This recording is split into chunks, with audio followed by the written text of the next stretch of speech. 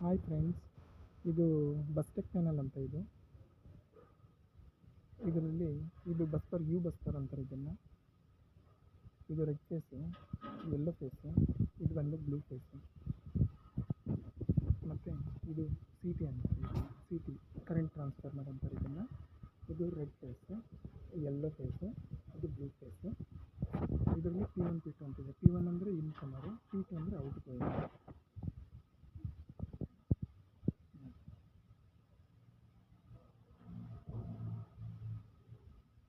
ಇದು ಎಲ್ಲೆಲ್ಲಿ cable laying ಮಾಡೋಕ್ಕಾಗಲ್ವೋ ಅಲ್ಲಿ ಮಾತ್ರ ಇದನ್ನು ಬಸ್ಟೆಕ್ನ ಯೂಸ್ ಮಾಡ್ತಾರೆ ಈ ಚಾನಲ್ನ.